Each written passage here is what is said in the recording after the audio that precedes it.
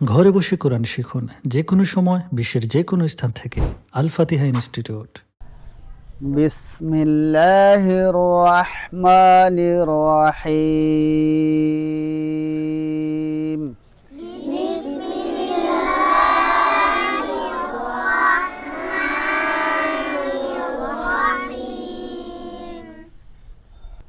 আলহামদুলিল্লাহ, আজকে আমরা আল্লাহ পাকের কালাম কোরআন মাজিদ শিক্ষার জন্য আমরা প্রস্তুতি নিছি। আমরা কি শিক্ষার জন্য প্রস্তুতি নিছি? আল্লাহর কোরআন মাজিদ। কোরআন মাজিদ শিখতে হলে প্রথমে আরবি হরফগুলি শিখতে হবে। বাংলাতে বলে অক্ষর, ইংরেজিতে বলে লেটার্স, আর আরবিতে হরফ বলে। আরবিতে কি বলে? হরফ। আরবি হরফ 29টি। আরবি হরফ কয়টি? 29টি। এই 29টি হরফকে যদি আমরা সহজভাবে শিক্ষা করতে পারি, তাহলে আমাদের কোরআন শিক্ষা করা অত্যন্ত সহজ। আমাদের জন্য কোরআন শরীফ পড়া কি হবে? অত্যন্ত সহজ হবে। আমরা এই 29টি হরফকে সহজে শিক্ষা করার জন্য 8 ভাগে ভাগ করা হয়েছে। কয় ভাগে ভাগ করা হয়েছে? 8 ভাগে করা হয়েছে।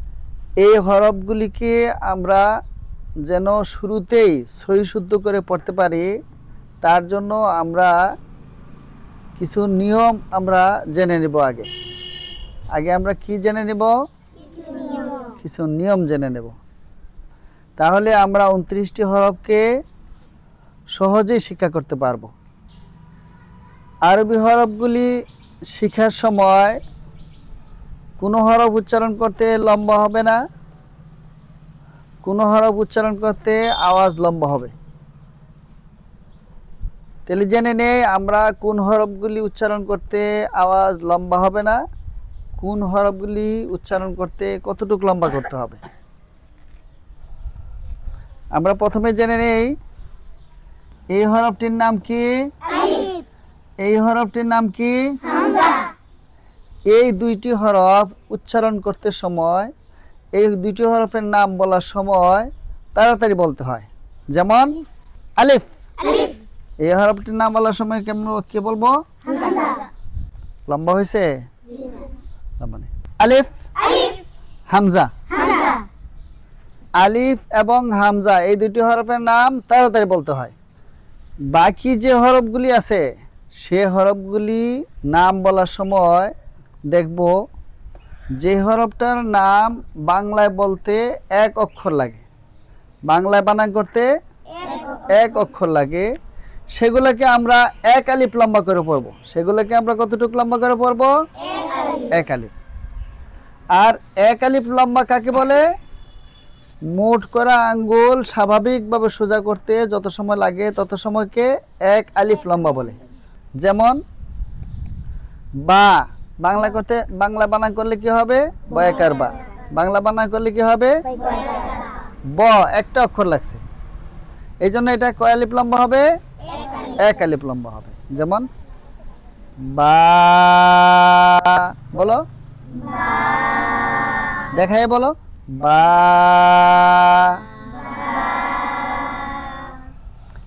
এই হরফটার নাম তা। এই হরফটার নাম কি? তা। বাংলা বানান করতে তাহলে এটা কয় আলিফ লম্বা হবে? 1 আলিফ লম্বা হবে। যেমন তা। এই হরফটার নাম সা। এই হরফটির নাম, এই হরফটি বানান করতে একটি অক্ষর লাগে, সহায়কার সা। এটাও 1 আলিফ লম্বা হবে। সা।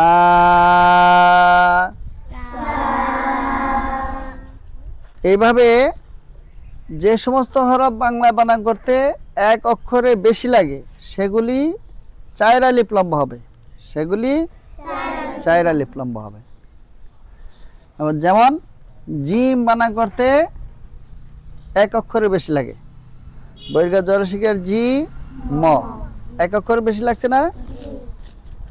যেহেতু 1 অক্ষরে বেশি লাগছে, সেহেতু এটা কয় আলিফ লম্বা করে পড়তে হবে? 4 আলিফ লম্বা করে পড়তে হবে। যেমন জিম,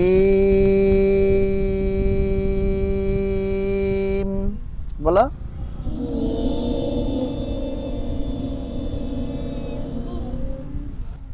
এই হরফটা কয় আলিফ লম্বা হবে? এই হরফটার নাম হা। এই হরফটার নাম হা। কয় আলিফ লম্বা হবে? এক আলিফ। এটা বানান করতে এক অক্ষর লাগে। যেমন হা। এই হরফটার নাম খা। এই হরফটার নাম কি? এটাও এক অক্ষর লাগে বানান করতে, এই জন্য এক আলিফ লম্বা হবে। কয় আলিফ লম্বা হবে? যেমন খা, খা, জিম,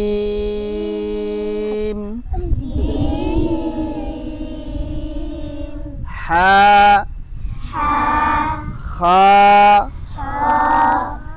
এই হরফটার নাম দাল। এই হরফটার নাম কি? দাল বানান করতেও এক অক্ষর বেশি লাগে। এটা কয় আলিফ লম্বা হবে? দাল,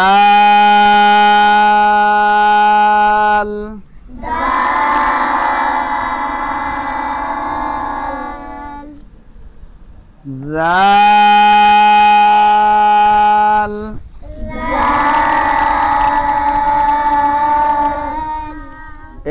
এই হরফটার নাম জাল।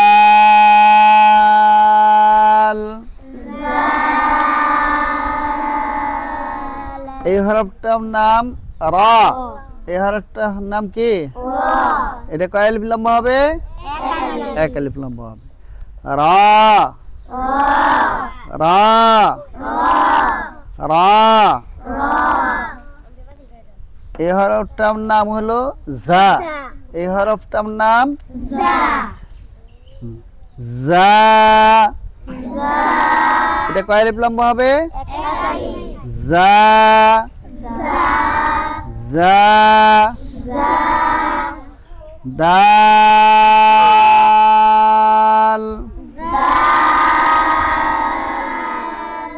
দাল,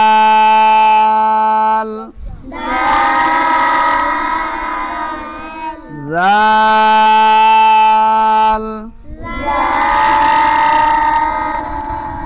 রা, জা। এক নিঃশ্বাসে বললে কেমনে বলতে হবে? দাল, জাল, রা, জা। বলো।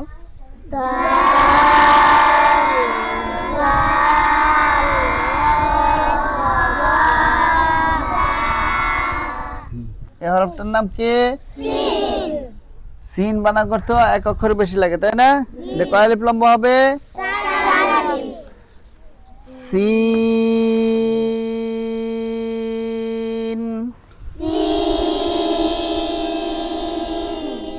এই হরফটার নাম শিন।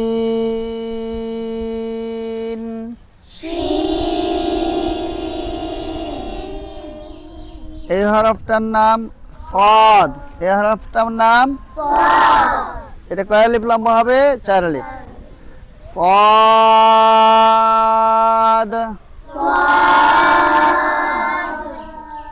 সাদ। এই হরফটার নাম হলো বদ। এই হরফটার নাম বদ।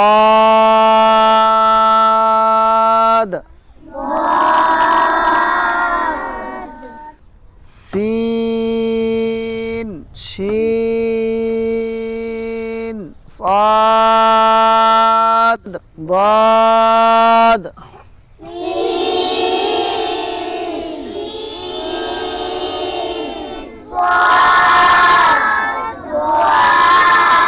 হ্যাঁ, মাশাআল্লাহ। এই হরফটার নাম ত।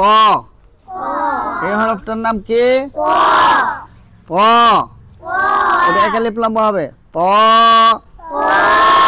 এই হরফটার নাম ব। এই হরফটার নাম কি? ব। এই হরফটার নাম আইন।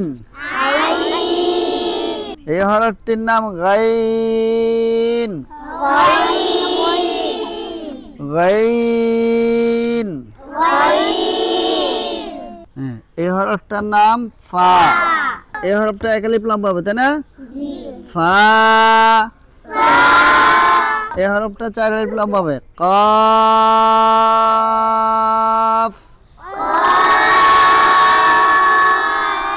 এই হরফটার নাম কাফ। এই হরফটির নাম লাম। এই হরফটির নাম মিম। মরশিকার মি ম, এক অক্ষর বেশি লাগছে না বানান করতে, এই জন্য 4 আলিফ লম্বা হবে। মিম।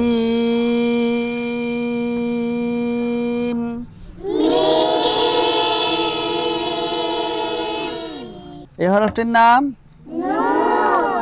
নুন।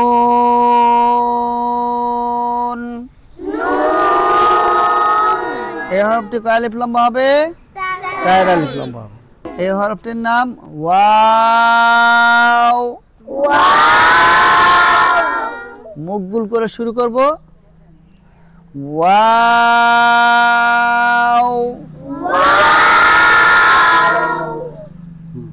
এই হরফটির নাম হা। এই হরফটির নাম কি? হা। মিম নুন ওয়াও হা।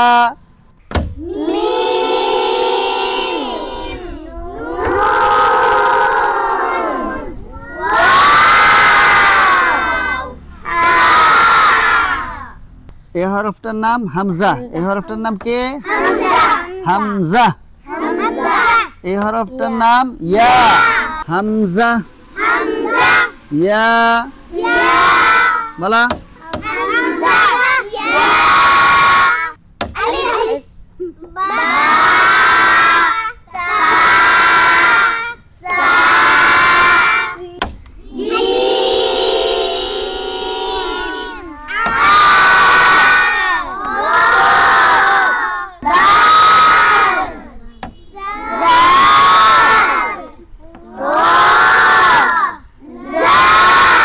এই দুটা কম লম্বা করতে হবে না, এক আলিফ। আর এগুলা 4 আলিফ করে না, বলো আবার।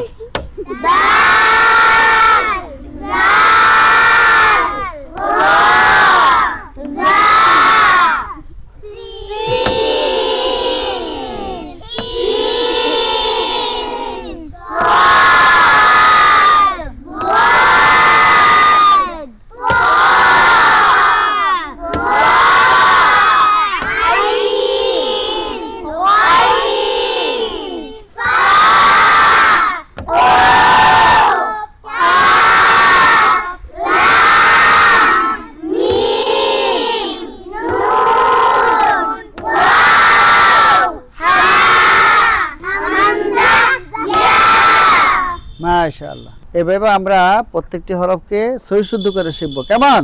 আমরা যদি 29টি হরফকে সহি শুদ্ধ করে পড়তে পারি, তাহলে আমরা কোরআন শরীফও সহি শুদ্ধ করে শিখতে পারবো। আজকে এই পর্যন্ত সমাপ্ত। কেমন? আসসালামু আলাইকুম ওয়া রাহমাতুল্লাহ। আপনি এমন দেশে বাস করছেন যেখানে কাছাকাছি কোনো মসজিদ বা মাদ্রাসা নেই, অথবা আপনার সন্তান এখনো ছোট, তাই বাইরে পাঠাতে অস্বস্তি বোধ করছেন। আপনার সন্তানকে নিজের কাছে রেখে কোরআন শেখানোর কথা ভেবেছেন কখনো? এবার আর চিন্তার কিছু নেই, আপনার পাশে আছে আল ফাতিহা ইনস্টিটিউট। আপনার ঘরে বসেই যে কোনো সময় নিশ্চিন্তে শেখা যাবে পবিত্র কোরআন শরীফ। আমাদের এখানে সকল বয়সের শিক্ষার্থী পড়তে পারে। পুরুষ শিক্ষার্থীর জন্য অভিজ্ঞ পুরুষ শিক্ষক, মেয়ে শিক্ষার্থীর জন্য রয়েছে দক্ষ মহিলা শিক্ষিকা, আর বয়স্কদের জন্য রয়েছে আলাদা শিক্ষক শিক্ষিকা। আর অপেক্ষা কেন? আজই যোগাযোগ করুন এবং শুরু করুন পবিত্র কোরআন শেখার যাত্রা। আল ফাতিহা ইনস্টিটিউট, কোরআন শেখা এখন আরও সহজ। Assalamu alaikum. My name is Mansib and my teacher is Shakib Ashraf. My name is Adyan Rahman. I'm a student at Al Fatih Institute. My name is Nihan Ahmed. আমি আব্দুল মান্নান, কুয়েত প্রবাসী। I'm currently learning how to improve my fluency, my pronunciation, and the tajweed rules. Learning the Holy Quran under the guidance of my teacher. I have learned how to read Arabic more fluently. কাজের ব্যস্ততার মাঝেও আল ফাতিহা institute থেকে অনলাইনে কোরআন শিখেছি। I really enjoy learning these as it improves my understanding of the Quran শিক্ষাদানের পদ্ধতি অত্যন্ত সুন্দর এবং সহজলভ্য। I'm grateful for his dedication. I really am grateful that my teacher supports my personal growth. I'm grateful and thank you. এই বরকতময় যাত্রা আল্লাহ সুবহানাহু ওয়া তাআলা আমাদের কবুল করুন।